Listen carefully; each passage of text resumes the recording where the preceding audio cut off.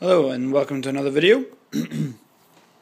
This one's going to be a bit of a mishmash of various things, but my battery's not got much left in it on my camera here, so I'm going to try and keep it quick.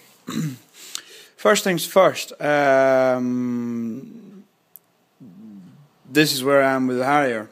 It's obviously been built. It's had its two-tone camo done on the top. It's not as good as I'd actually like. It's not as distinct as you can see in the pictures. Not just from, the colours they suggest, but it's not, it's very dark.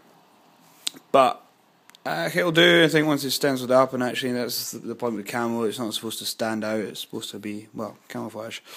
So I think it's alright. It's nice. It's actually quite subtle. It's quite good. So it's had a coat of gloss varnish because it still needs a wash. So when it's had a wash on it, the lines should stick out a little bit better.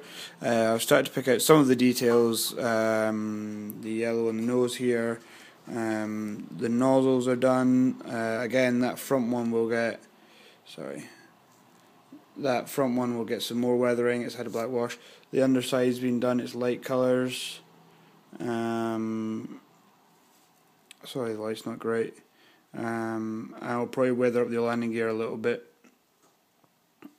as well, just so that it doesn't look so stark. So that's that. Here's the various weapons. They've had the coat of grey as suggested. That's the back part of the cockpit, which will go on the canopy here. Oh, if anybody has a tip, this canopy comes with a mould line right down the middle. You can possibly just see it there, and also some quite large fraying connector points on the insides here. If anybody's got any tips on how to get rid of them on clear parts, because I don't know. I don't have any like polishing sponges or anything. I've only got these kind of nail file things, and they're not particularly fine. I've got some 1200 grit sandpaper, but I tried it on a bit of sprue and it just fogs it up, and I don't have anything to clear it up with. So any tips on that, much appreciated. I do have some floor polish to dip them in afterwards. I don't know whether that cures it or not, but I don't really want to ruin this. There's only one canopy. I don't want to risk ruining it. So that's that. In other news today, I got some stuff through in the post. So I got some proper thinners, because currently I thin my paints. I use acrylic paints mainly, but I've been using water and stuff, and I don't know. Yes, you can thin them with water, but I've kind of always heard that at least for airbrushing, you really shouldn't. You should use some thinners. So I got some acrylic thinners. You only need a few drops at a time, so hopefully that small Vallejo bottle should last a while. At least it's something to try. And also some drying retarder, because especially with water, and maybe that'll be helped a little bit by using proper thinners, but certainly using water, I was having trouble with paint drying on the needle tip and stuff. So hopefully the combination of those should help making airbrushing a little bit of a less painful experience than it is. Now, in other news, I got a box today. It's a big box. It's not actually from Amazon. This, I discovered, is from Captain Napalm, 1965. This, and I've had it confirmed to him since, is my prize for winning joint winning with Tristan, the Tommy Cooker competition. So all I can say is a huge big thanks. I didn't enter it to get a prize. It was just for the fun of it. So, the fact that you were kind enough to offer prizes is a bonus. Much more so the fact that it's a kit. Well, it's 2 bits. So the first of all is Airfix 176 Sherman Crab. I'll probably do a little unboxing on this because I don't have 2 hands free to unbox it at the moment. But I'm looking forward to doing that. I think that I'll try and do a really good job on that. And also is an Osprey book on mid-war Sherman tanks. So that's going to be a really good resource for the future. I mean, I don't know if people know, but I did sell off all my Flames of War, but that doesn't mean I'm getting out of it completely. It's hopefully a relatively temporary thing. They were sitting doing nothing. Basically, I needed some cash. I don't have the opportunity to make any money otherwise. I mean, I get paid through my studentship, but it's full time, so I can't do any kind of part time work. So if I need any spare cash, I have to kind of sell stuff, unfortunately. But it was sitting there. Unfortunately, it wasn't being used. It was sitting there taking up space, and so I sold that off. So I currently have no Flames of War, although the guy I sold my Africa core to did commission me to actually commission me a bit extra on top of the model price I was asking for to basically finish painting them, which I will do, and then I'll send them off to him. And the Brits went off to another home. So in terms of Flames of War, it doesn't mean I've given up. I've still got an interest in it. It's just that my situation at the moment doesn't really allow me to be doing too much at once, and I'm already starting to slightly kind of overwhelm myself with model kits. Never a bad thing, but especially today I found out that my funding finishes a month earlier than I thought it would, so money's going to get pretty tight pretty soon. But that's personal stuff, neither here nor there.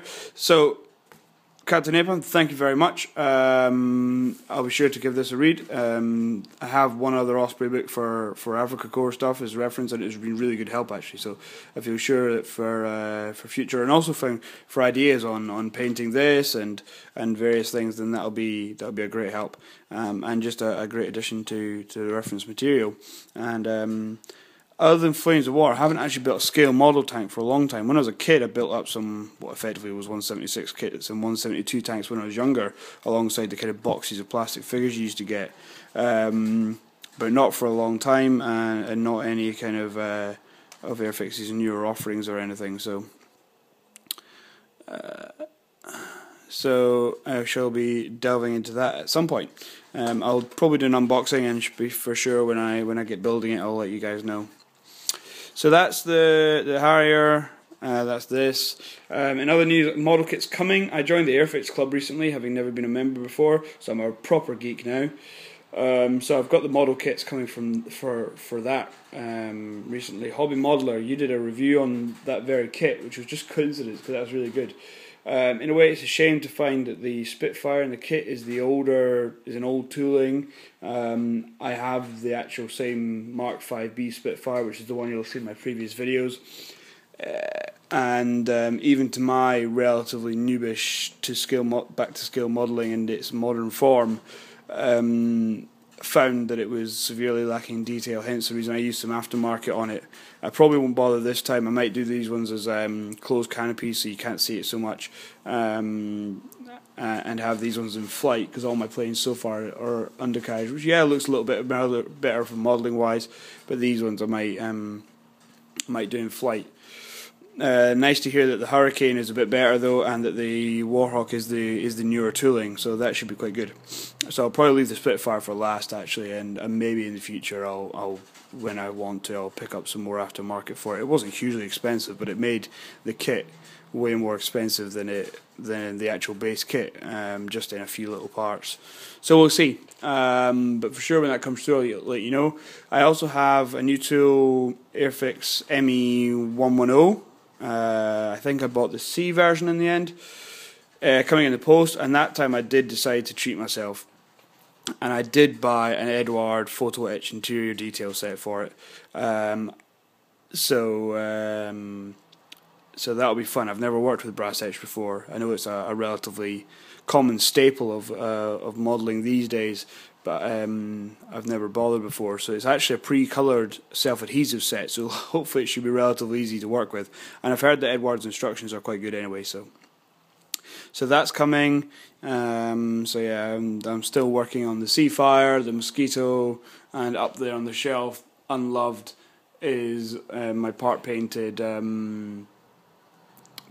ceilings as well. So lots to do, not enough time to do it all, and pressing matters of trying to finish a PhD, which should come first, but at the moment I'm feeling a bit there with it all, but that's life. Anyway, I've rambled on for nearly 10 minutes now, and you've been staring at the cover of a book for the last 5, so I'll get away. Thank you very much again to Captain Napalm. Much appreciated. It was a good competition. I had much fun doing it. The tank is still here. Didn't sell that one. It's still sitting on the shelf there, as you can see, possibly through the glass. So that will stay there. Don't worry, that's not getting sold off. And yeah, I'll see you in the next one, whatever that might be. Probably another model update of some kind. Cheers. Bye.